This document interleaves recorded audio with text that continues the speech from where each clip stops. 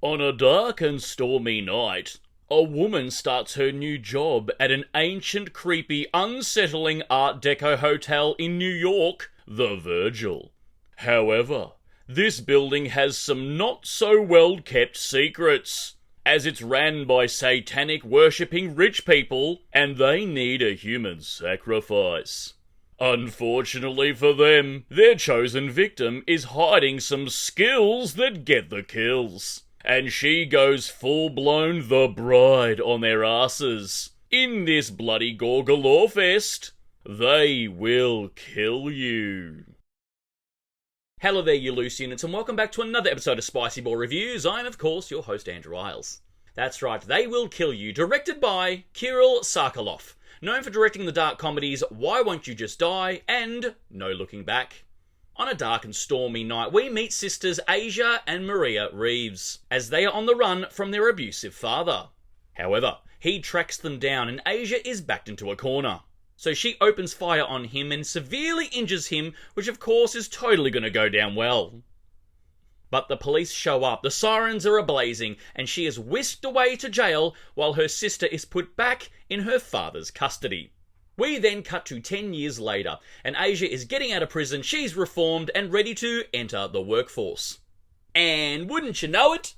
On another dark and stormy night, she applies for a job as a caretaker in the creepiest ancient-looking Gothic hotel in New York City called the Virgil.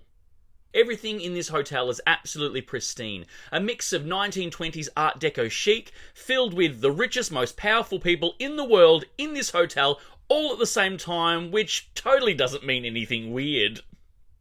However, there is an unsettling culty vibe about the place. Not sure if it's the subtle demonic occult glamour decor in the hotel, or the impending sense of doom throughout the hallways, but she figures, hey, at least it's not on an isolated island, so must be above board.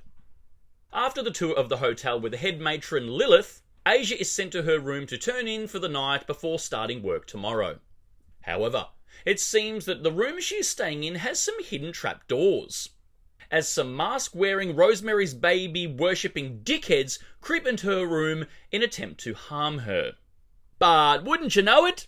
Asia ain't no sacrificial lamb. She has some sick John Wick skills and wipes the floor with these mask and robe-wearing, eyes-wide fucked cannon fodder. This is where everything goes tits up and it becomes a night of kill or be killed. All between a secret badass and a plethora of privileged, violent, rich arseholes that hunt for sport. This sounds familiar. Along the way, we do learn some backstory regarding Asia and her motivations, along with the rest of the cast and some surprise players. The gore is cartoonish in this, it is all dialed up to 11 and heavily inspired by Kill Bill Volume 1. The comedy in the film is very off-kilter, sees the lines of realism and then defecates on it. It all feels like a graphic novel come to life. Almost like Kill Bill Volume 1, Ready or Not and Punisher Warzone had a threesome. It does try really hard at times to be a bit off-kilter and funny, but I was pretty tapped out with the quirkiness and it sort of washed over me. It's definitely going for that Evil Dead vibe of humour, but if I'm honest, it hardly landed for me.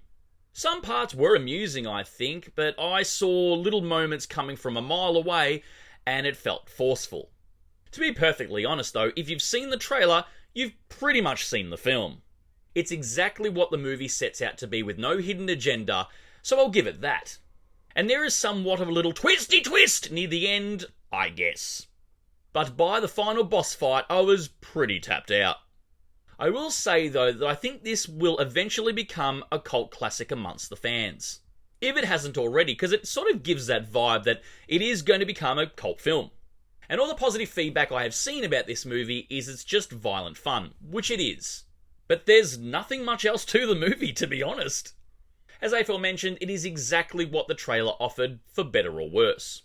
It is incredibly simple and streamlined, and you see every twist and turn coming from a mile away around the corner. And you're getting to the realizations, or the little twists of certain characters, well before the characters on the screen do. Which, for me, drained it just a little. Some people will absolutely love this, some others will be disappointed. It is super pulp, bright, colourful Art Deco spaghetti western style, with lots of long in-camera fight scenes. As aforementioned, it is heavily inspired by Kill Bill Volume 1 with its violence. Apparently as well, the hotel itself is a representation of Dante's Inferno, which I kind of appreciated. But scene one hallway in this movie, you've seen them all, as it does get rather repetitive.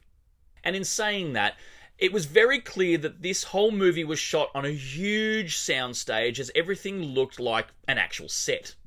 It is heightened reality, and as I mentioned earlier on, it does feel like a graphic novel come to life.